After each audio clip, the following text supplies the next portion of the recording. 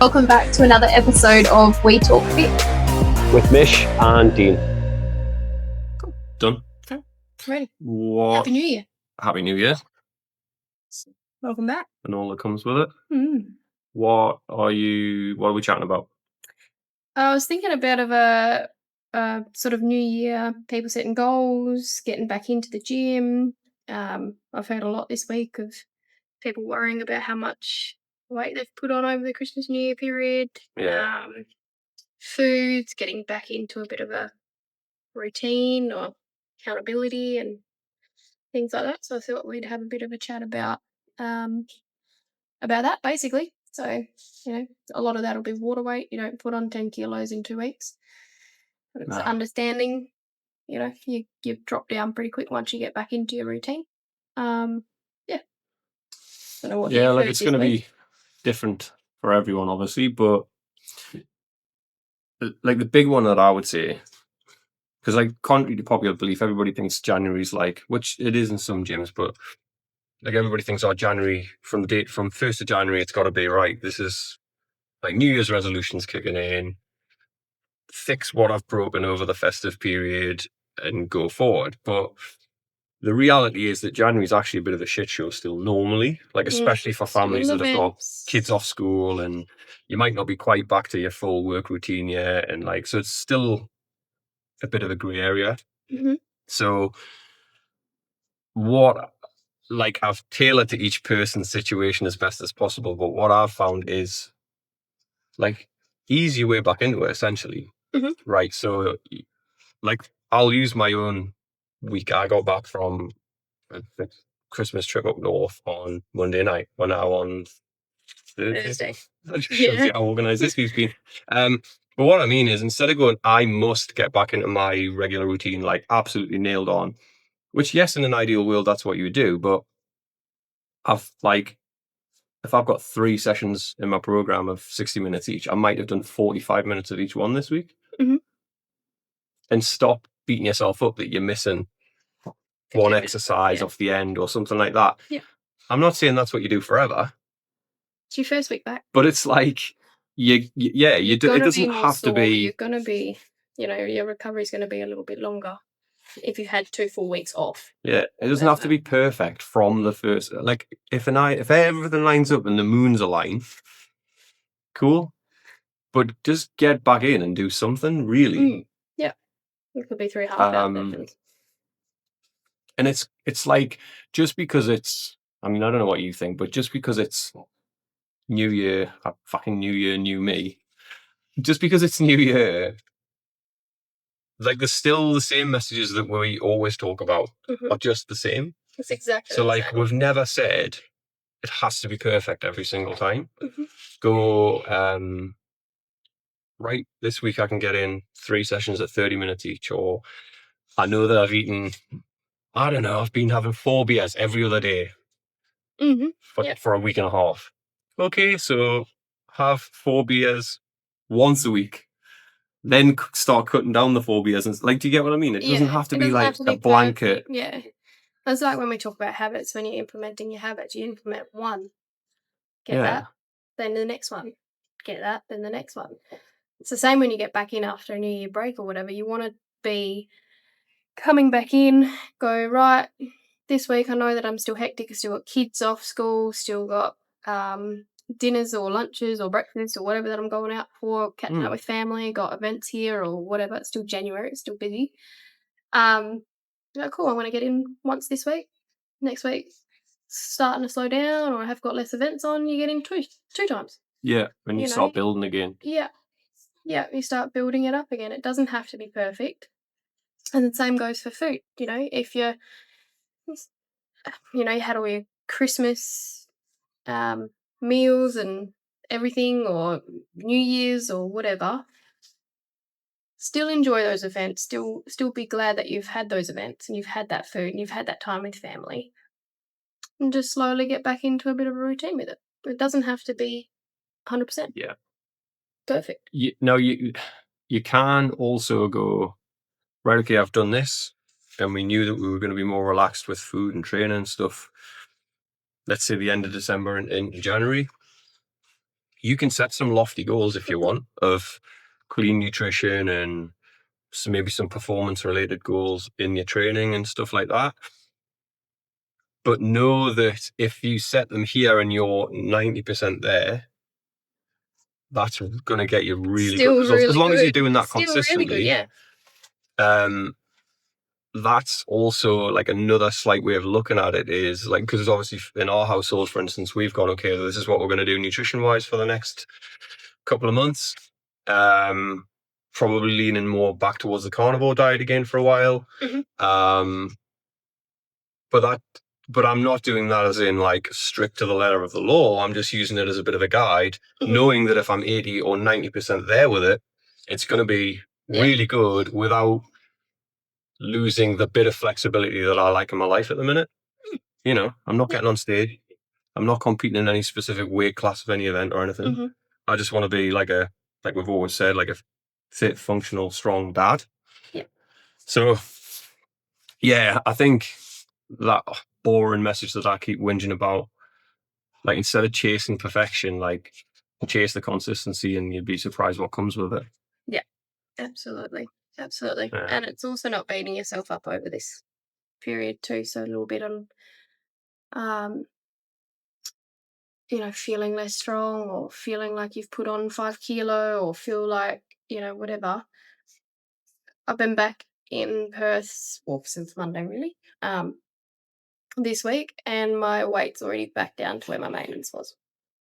Yeah, so you could go, like someone could look at their weight at the end of that period and panic, the 5 kilo thing, and go, okay, like I'm so far away from where I want to be, etc., etc. I'll put this weight on. Actually, just ease back into that routine and don't go, right, I've eased back into my routine, I've done one session in the gym and I'm still 5 kilos heavier. Like actually get back into it. Week 3 maybe go, actually, you know what? That 5 kilos I was worried about isn't there. Yeah. So there's where your base level is. You've measured yourself at let's call it a peak of something, instead of actually going, no, my normal level's here. Yeah. Well, it took me pretty quick to get back with it. And I've been back into it pretty strict since being back. But also, like, I've had no events on, no bits and pieces on. It's all been just back at the gym, back working and things. So it's been easy to get back down to maintenance pretty quick, personally. But that's not the same for everyone either. No, I know. Like you say, it might take 2 or 3 weeks. You still have a couple of events on here and there. Or you're younger than our age. You got all the festivals happening at the moment, and what's one of them? what's that? So you've got all these events and stuff on. So don't beat yourself up if you're not hitting those goals when you're back in the new year in the first few weeks. Yeah, I think and I always, like when we're talking on this, I always try and give, this is what we want, but it's not an excuse at the same time. So we're trying to give you the flexibility and say, okay, it doesn't have to be perfect and easy way back into it, but you have to remember that's based on a generalization of most people, but there's also going to be outliers at both ends, really high performers and people that really struggle with bad decisions around training and food. And if you're at that end, then you probably need to lean more towards being a little bit stricter. Yeah, exactly right. If you're incorrigible with food, then favorite sayings, the excuses sound best to those who make them. So don't be creating excuses. You have valid reasons. Yeah. Not always valid excuses. So that you look at it and go, well, I'm still busy with commitments, so I can't get in, like I said earlier, like my 3-hour-long sessions, but I can get 3 30-minute sessions in. Right? Okay, so is that better than nothing? Absolutely. 100%. So that's what you're going to do, not just go, I'm too busy this week. It's just not going to go. We've, fairly often we've chatted about the whole everybody has 24 hours in the day thing and all that. And whilst it sounds harsh and everybody's got different commitments, there's an element of truth to it. Yep. So there's something you can do. Yeah. You can always make something work somewhere. It doesn't necessarily, like, we all have 24 hours in a day, and say that. You got mums or whatever, and they got to watch kids, and they don't always have access to a creche or someone to babysit. Yeah. It's nice weather. You can get out and go for a walk, go to the park. Make that the foundation for everything else that you want to come. Make this the steady cardio and, like you say, time outside, get some vitamin D. So many pluses. There's always something that can be done somehow. Yeah. Let's not make any excuses to go, oh, no, I don't have babysitter. No, I don't have creche access. Or if you can't get to the gym, that's fine. It doesn't have to be a gym. It doesn't have to be Pilates or a swim. You get outside and play with kids. Yeah. Activity. The last episodes we did where we talked about trying to write a workout program for yourself and a session for yourself or whatever, it's like perfectly tied into this, I guess, in the way that you come back and you go, where do I start in the new year? Like, we never said it has to be this workout because this is the best exercise for this thing. What works? We talked about, look, just try and move this way, move that way. Keep it general. Push, pull, up, down. Yep. And when you're back in the habit, then you can start worrying about smaller things more. Yeah. Big levers first. Big levers, small levers. So you got back? Oh, technically, You've been back 6 days. We got back in Perth Friday. Yeah. So are you back into your training properly again, or are you? Yeah, no, back into training properly. So, still had the weekend to get settled back in, unpack and tidy up and do washing and all that sort of stuff from being away. The rock and roll stuff, yeah. And prep some meals and all that sort of stuff, and then back in training and cardio and bits and pieces since Monday. What's your training looking like over the next? You got goals? Have you got? So set up a bit of a strength program at the moment. Ready to get all back into it. So just 4 days. No more than that. Roughly now 45 minutes to an hour. Yep. And then just got that for 8 weeks. Setting that up for progressions, and then swap my program out after that. So more just strength and health related, nothing more. Just movement, bit of strength, progress through. So I've started a little bit lighter coming back after having 2 weeks off, and then push it up a bit, pretty much. Yep. So just ease back into it this week, and then a bit harder next week, and so forth. What about you? Similar, to be honest with you. Like I never really let my strength work go too far away. Might not be hitting PBs and pushing that hard, but I don't really let it drift too far away. My program, I kind of started this program before I went away just to have a play with it, and then knew I would get into it in the new year. Huge goal for me this year is my golf. So all your mobility and rotation. There's going to be a lot of mobility stuff, a lot of rotation stuff. Little things where I do have aches and pains, which at my tender age you get. Of 21. I need to be aware of those, and when I'm moving fast, potential for niggles and injury. So bulletproofing myself from them, but without disregarding. We've talked about like compound moves where your general strength stays. So I've got 2, like a chest and back session is a pretty big session, a deadlift session, which is based around explosive power and strength, some speed. Yep. And then a big leg session. So those are my 3 big workouts across a week, which I'll take most of my hypertrophy, muscle building exercises and strength and power. Yep. And then my other sort of workouts, if you will, are very mobility and core related. Yep. A little step away from kind of my bodybuilding hypertrophy preferences. Sort of stuff, yeah. It's more for your goal. And bear in mind, when I schedule those things, it'll be around playing golf and stuff. So you're not going to deadlift in the morning and then try and or the day before have a decent round in the afternoon. So just playing around with that and having a bit of fun with it. Yeah. But yeah, that's just a personal thing that I've got. I like to get in my own head and challenge myself with these things, and I don't like being shit at anything. Golf improved. Oh, well, I know that. So golf's probably the worst sport to fix because you could play that for 50 years and still be crap. But yeah, so that's kind of where I'm at, and keep up with the kids still. So I managed to. Kobe's hiding over here somewhere. I managed to keep up with her and Exmouth on holiday, and the other Nice little routine in the pool. the other families that we were with. Yeah, so just keep myself in a good space. Yeah, mental and physical. Yeah, I've had we're not trying to judge people, and everybody's going through their own stuff, but I can see people of a similar demographic that are wandering around carrying a lot more things that I'm carrying around. So yeah, I'm not in a bad spot. Yeah, and I don't think there's anything offensive, or you can be proud of what you've done, without bagging people out. 100%. So that's life choices.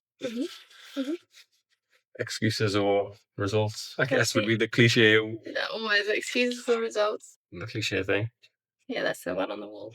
Excuses or results, you choose. You choose. Any interest in clients, or like, as in, not, don't name names, but have you got any interesting goals with clients? Like, have they got any interesting goals, or is it more? So that's everyone's task when they come back in, is to have a little bit of a think on some smarter goals, what they actually want to achieve, where they want to be. I've got one at the moment who sending out all the information through. She wants to compete. Oh, cool. What do you know? What division yet, or? Probably at this stage, bikini in ICN, natural competition. Okay. So just going through all that with her at the moment. So what are we in January? So this year, or first season next year?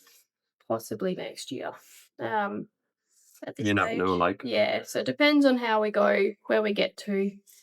When you, one of the hardest things is obviously food's hard, making sure that you're doing the right thing and all that.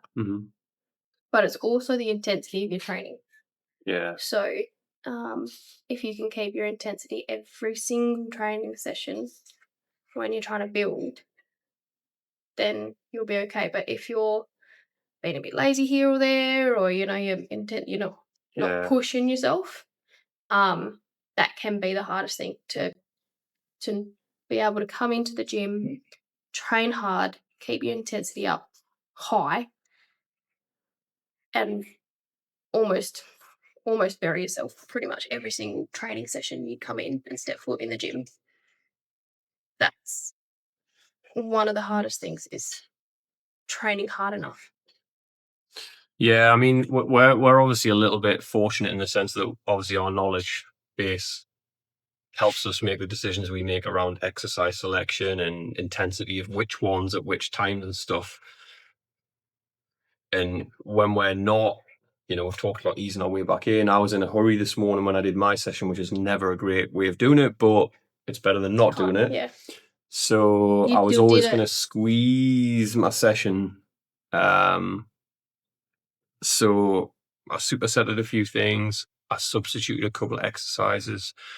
I was going to struggle to get all my back work in, so I picked like neutral grip pull-ups, because I knew that it was going to be the right intensity to hit a load of my back, perhaps not certain angles that I might get with other exercises, but hit a load of my back, not deter or detract from my strength work, because it's obviously a heavy move. So like, yeah, we've got the benefit of those things where I can go, I know what I can do here that keeps me at this level. Whereas, like you say, if you're getting to the competing side of things, you're gonna be pretty strict with diligent with following that outline. Yeah, making sure that you're progressing each time, and you're not backing off. Then particularly if you're building. Yeah, because you just you can get stronger and stuff, and you can get progressions, but when you're building tissue, like I stress enough. It's hard work, and that's why it gets frustrating when people go, "Oh yeah, don't want to do this because I get bulky." It's like to actually build muscle tissue is really, really hard. It's also why when people bag people out and go, "Oh yeah, but they must be full of steroids or whatever," I'm like, okay, that's a different discussion, but please don't detract from the fact that they're doing an awful lot of hard work to break tissue down, get very close to pain and injury without going there, hopefully, to then get that response and then adaptation. Having the correct food and everything else on top of water, on top of sleep. It's such a lazy accusation quite often to go, "Oh, yeah." I use it. I say it about people, but I don't know about a lazy accusation more so than naive. Sounds mean. Naive. I was going to say ignorant. Yeah. Naive. Yeah. Not actually understanding how hard, even on steroids, how hard they work. Yeah. Like, it's not like they sit in an armchair and take steroids. And that's, by the way, that's not me saying, "Oh yeah, you should go and do this." Oh, I mean, because there's but there's different ways to do different things. A lot of amazing natural competitors out there as well. So, but it's not. Oh, they're just on steroids. Yeah. So this would be. No. But no, that's an interesting one, and most people could look at that. If they've made some goals, you've got your client that's going to compete, so they're going to be taking intensity to a really high level. But you've got people that have set might be a weight loss goal, and they can listen to that conversation about intensity. Yeah. And imagine it's like the volume dial on an amplifier or whatever, and they might be at a 2 or 3 when they come in and do their sessions. Now that's not a bad thing at all. If that's where they're at, that's where they're at. But over time, we want to be able to get them in to do a session where we dial it up during the session, and then the recovery is when it dials back down again. Yeah. And that's where you get like the biggest response from your body. Yeah. We talk about, the last couple of reps of every set being challenging and stuff. Yeah. And if those things aren't happening and we're just ticking boxes, like going through the motions, then we're not going to get the same response. Yeah. And that's also teaching for that client, teaching how to make sure that you're engaging correctly. So we want to stress the right muscle without like really isolate and not use every other muscle to move the weight. Yeah. As well. So learning that, teaching that, making sure that because she's new to the competing side of things too. So it's teaching everything. So whether or not it's this year or next year, it depends on how she goes with it as well. So it's a lot harder than what you realise. Making sure they have nutrition, water, supplements, your sleep for all your recovery and everything, your training intensity. It's a big picture. There's a lot of sacrifices you got to make in regards to catching up with friends. Sometimes people lose friends because they want to compete and they're like, "Oh, you don't want to come out and drink with us." And when you make that decision to do that, you do lose people that don't understand. The social drinking thing, right? Like, aside from the fact of people that are going to that level of like nutritional work to compete or whatever, even just general population, like I love the fact that obviously people social drinking, everyone's sociable, particularly in Australia and WA. But like, it is bizarre that you can have like social groups, friendship circles where it's just clearly commonplace to go, "Oh yeah, we're having a couple of beers or whatever." And if you go, "Oh no, I'm good," like I'll come, have a Pepsi Max or whatever, because I know this, because obviously I go through long stints where I don't drink. Yeah. It's just like, I find it bizarre that it's just normal to social drink to the level that people do. Like, I don't mean that it's bad if that's what you want to do, but obviously from a health point of view, it isn't optimal, and it's just become. It's expected to drink when you go out to socialise. Like, not even that it's become normal to do that, it's become unnormal for you to prioritise saying no, in a way. Yeah. It's So, you think, no, I just don't want to drink. Yeah. Yeah. So Maybe I'm just a miserable bastard. But it's all those sacrifices too. So it's Yeah. it's learning and hoping that you have friends that understand what your goals are as well for support, or family. Family sometimes can make it harder. So it's just learning all of that as we go along, and Well, that'd be that's cool to probably see one how of the that one ones. Yeah, goes over time. yeah, yeah. How about you? Nothing is nothing to get like stage ready with anyone. Obviously I've got a couple of young athletes, Mhm. and obviously at those young ages, quite quickly the intensity of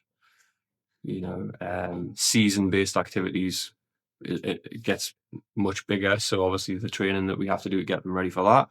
Mhm. So a couple of young athletes, it'll be exciting to see what they do this year. Some strength and conditioning work with footy team. That'll be good when that gets going. Few weight loss clients. Couple of clients that have been on a good journey of changing habits and routines that I have gone away and evaluated, and I'm going to push them a bit harder in certain directions that they might not be aware of yet. Mhm.